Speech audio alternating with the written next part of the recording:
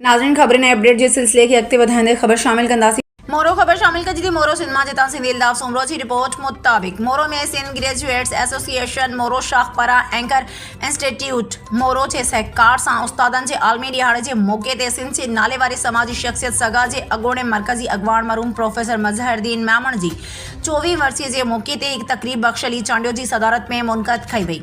उन मौक़े ते बख़्श अली चांडियो सगा मोरो जे सदर प्रोफेसर शमशाद अहमद सूमरो, असद सोलंकी, डॉक्टर मुमताज़ अली मेमण, असलम अब्बासी, हाजी निसार अहमद मेमण, ज़ाहिद पर अला बचा कारी ख़ालिद साहिल कीरियो, ख़ादिम बालादी ऐं ॿियनि ख़िताब कयो।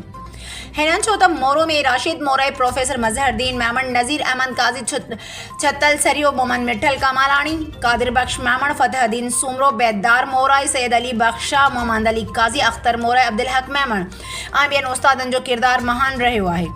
ही तक़रीब में साफ़ी सिंधी इल्ताफ़ सूमरो, अब्दुल अज़ीज़ भुट्टो, प्रोफेसर इफ्तिखार हुसैन बुगियो, खुदा बख्श मेमण, बशीर अहमद लगारी, अख्तर अली लगारी, तालिब हुसैन खोसू, राव तैमूर अहमद, अमीन चौहान, अनवर सोलंकी, मुज़फ़र गलाबाणी ऐं ॿियनि शिरकत कई। स्टेट सेक्रेटरी जफराइज़ ख़ालिद साहिल कीरियो सर अंजाम ॾिना। मोरो आहे, मोरो मूर थोरो आहे, हिकिड़े पासे सारो माज़ी पोइ टुकड़ में मोरो आहे। जेके आहिनि से एसडीओ जेके आहे पंहिंजो एजुकेशन वर्क्स डीसी मथां उनखे हींअर जेको आहे सो उन असांखे हिकिड़ी लिस्ट ॾिनी जेके मोस्ट डेंजरस स्कूल आहिनि, बिल्डिंगूं आहिनि सॼे हल्के जूं। असां उहो पंहिंजे मर्कज़ी सेक्रेटरी जनरल खे मोकिलियो आहे ऐं उन्हनि खे इहो चयो आहे त महिरबानी करे इन्हनि जे लाइ कुझु कोशिशूं वठो।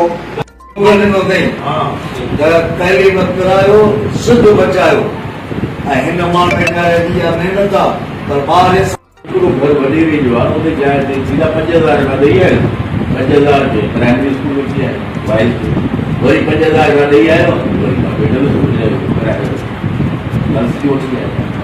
हिते असां जेके सभु दोस्त वेठा आहियूं त उहे इहे ई करणा पवंदा हुजनि जीअं सवाल न आहे पर हिन सॼी क़ौम जो सवाल।